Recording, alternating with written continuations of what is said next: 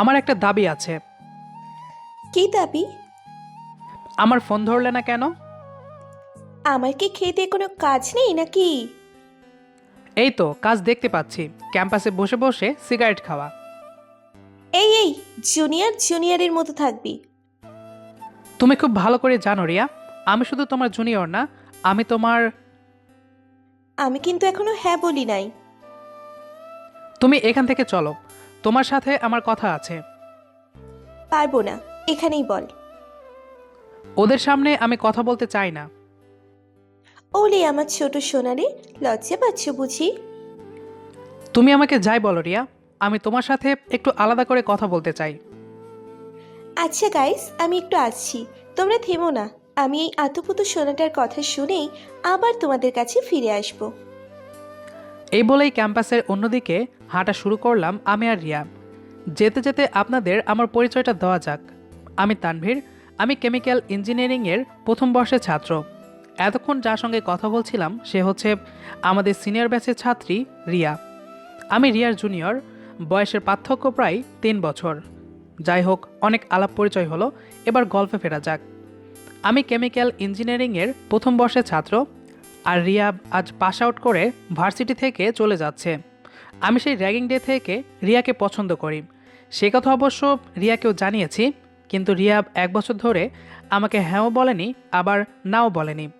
কথা বলতে বলতে আমি যেন রিয়ার ওপরে একটা অধিকারবোধ জন্মিয়ে ফেলেছি।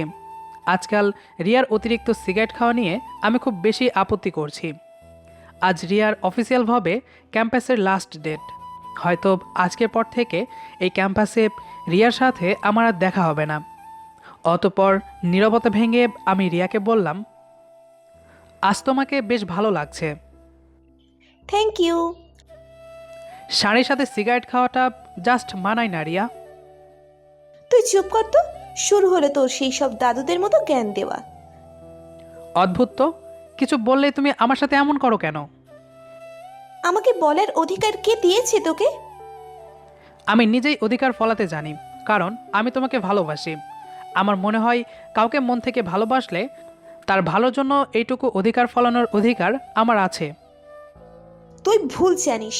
রিয়া চৌধুরীর উপর কারোর অধিকারবোধ জন্মাতে পারে না। কারণ না, তুই নিজের মতো করে থাক। আমার জীবনে একদম নাক গলানোর চেষ্টা করবি না। আলবাত করব, তোমার ভালোর জন্য যেটা করতে হবে আমি সেটাই করব। তোর এত ক্ষমতা? হ্যাঁ, আমার এত ক্ষমতা, পারলে তুমি আমাকে আটকিয়ে দেখাও। আমার সাথে তো আর তোর আর দেখা হবে না। কালকের পর দেখব কিভাবে তুই আমার উপর অধিকার ফলাতে পারিস। দেখা হবে না মানে কি? তুমি আর আমি এক শহরেই থাকি, দেখা করে নিব। আমি আর এখানে থাকবো না। এমনিতেও এক জায়গায় থাকতে আমার আর ভালো লাগে না। কোথায় যাবে তুমি? বলবো না।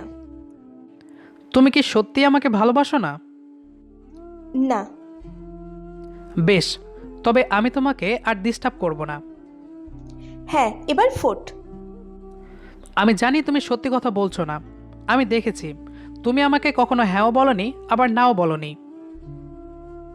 এখন বলে দিয়েছি তো যে আমি তোকে ভালোবাসি না। না গো, আমি জানি তুমিও আমাকে অনেক কেয়ার করো, শুধু সকলের সামনে সেটা প্রকাশ করো না। তুই ভাগ এখান থেকে। এতদিন আমি তোর সাথে টাইম পাস করেছি। বেশ, তবুও আমি তোমার সাথে আছি।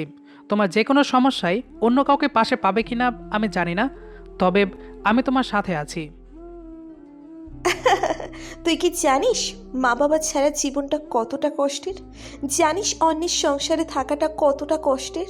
তুই কি জানিস মা ছাড়া একা একা ঘুমানো কতটা কষ্টের? আসলে আমার সব আছে, শুধু পাশে থাকার মানুষগুলো অনেক দূরে চলে গেছে। আমি কাউকে কখনো আটকে রাখতে পারিনি। আমি কান্না করেছি, মাকে জড়িয়ে ধরতে চেয়েছি, কিন্তু মা কি করলো? সারা জীবন মা আমাকে জাস্ট ইগনোর করে বিদেশে চাকরি করে গেছে। আর বাবা বলতো, কি লাগবে, টাকা পাঠাবো, মার্কসটা আরেকটু বেশি আসলে ভালো হতো। এইগুলো ছাড়া আর কখনো কিচ্ছু জিজ্ঞেস করেনি আমাকে। তাই আমার পাশে থাকার মতো কেউ নেই। মামা মামি আমার বাবার পাঠানো টাকা দিয়ে নিজেরা নিজেদের এক একটা স্বপ্ন পূরণ করছে, অথচ আমার সব কিছুতেই তাদের আপত্তি। আমি কখনো সেগুলো বাবা মাকে বলতে পারিনি, আর বললেও মা বাবা আমার কথা শোনেনি। বাদ দে এসব কথা। অনেক দেখলাম পাশে থাকার মানুষগুলোকে, ওসব দুদিনের শখ, শখ মিটে গেলেই সব ভালোবাসার জানালা দিয়ে ফুরুত করে পালিয়ে যাবে। একটা কথা বলবো? বল। তুমি আমাকে বিশ্বাস করতে পারো, আমি কখনো তোমার বিশ্বাস ভাঙবো না। ইউ নো হোয়াট, তুই আমার 8 নম্বর বয়ফ্রেন্ড। সবাই কি পাশে থেকে গেল বল? শোন, সবাই না বহুত স্বার্থপর। আমাদের মতো মেয়েদের সাথে শারীরিক চাহিদা পূরণ করা হয়, আর চাহিদা মিটে গেলে আবর্জনার মতো ছুঁড়ে ফেলে দেওয়া হয় ডাস্টবিনে। এবার বুঝলি? না মানে আমি তুইও শিখবি, তোকে তোর সিনিয়র হিসেবে আমি শেখাচ্ছি। এই ইউনিভার্সিটিতে তোর আগে আমার 4টে বিএফ ছিল, তাদের সাথে আমার মাস 2-3-এর সম্পর্ক, আর অভিরাজ স্যারের সাথে একটু বেশিই ছিল। সে যাকে, কিন্তু কথা হচ্ছে কারোর সাথেই আমার সম্পর্ক টেকেনি। শুধু চলে যাবার সময় কেউ বলেছে যার বাবা মায়ের ঠিক নেই তার সাথে কি করে থাকবো। কেউ বলেছে আমার ফ্যামিলিতে তোকে নিয়ে থাকা যাবে না, সো ওয়ান নাইট স্ট্যান্ডটা অবধি ঠিক আছে, এর থেকে বেশি কিছু ভাবিস না। আবার কেউ কেউ বলেছে শোনো, একটু অন্যরকম করে ভাবো। সময় কাটানোটা দুজনের ইচ্ছেতেই হয়েছে, সো যেটা ছিল সেটা ছিল, এখন সব ভুলে যাও। এখন বুঝেছি, সেই জন্য তুমি ভালোবাসা অনেক অনেক অনেক দেখলাম। আমি জানি তুইও আমাকে ছেড়ে চলে যাবি, শুধু সময়ের অপেক্ষা, এই আর কি। আর যদি না যাই? যাবি। এই সব কিছু না হলেও সমাজ তোকে দূরে ঠেলে দেবে, কারণ একটা দিদির বয়সী মেয়ের সাথে আর যাই হোক, প্রেম তো আর হয় না। সমাজ উঠতে বসতে তোকে সমালোচনা করবে, আর সেই ভার তুই কোনো দিন বহন করতে পারবি না। সেটা পরে দেখা যাবে, তুমি আবার এসব ভেবে দূরে সরে যেও না। এইসব বাদ দাও, আমার আরেকটা আবদার আছে। বল। একবার তোমার হাতটা ধরবো? আমি তো ইউজ মাল, আমার কোনো কিছু ধরতে পারমিশন লাগে না। তুমি খুব কষ্ট পেয়েছ, আমি সেটা বুঝতে পারছি। একটা কথা বলবো? বল। আমরা তো ভালো বন্ধু হতে পারি, বন্ধু হয়ে এক অপরের পাশে থাকতে পারি, তাই না?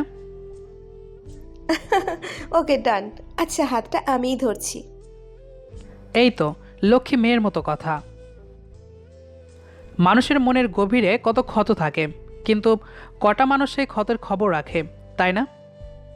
গল্পটা দেখে বুঝতেই তো পারলেন, অবহেলা খুব খারাপ একটা জিনিস। তাই আপনি যদি কাউকে অবহেলা করে থাকেন তাহলে আজ থেকে সেটা বাদ দিয়ে দিন। কথায় আছে, মানুষ দাঁত থাকতে দাঁতের মর্ম বোঝে না। সেটা ভাই বোন হোক কিংবা যে কোনো ভালোবাসার মানুষ হোক, কাউকে অবহেলা করা উচিত নয়। কারণ কাউকে আপনি সেই ভালোবাসার সুযোগটা নাও পেতে পারেন, সে হারিয়ে যেতে পারে আপনার জীবন থেকে। আমাদের আজকের গল্পটি আপনার কাছে কেমন লেগেছে সেটি কমেন্ট করে জানাবেন। দেখা হচ্ছে আবারও নতুন কোনো গল্প নিয়ে, সে পর্যন্ত সাথেই থাকবেন। আর হ্যাঁ, ভিডিওটি যদি ভালো লেগে থাকে তাহলে একটি লাইক দেবেন। ধন্যবাদ সবাইকে।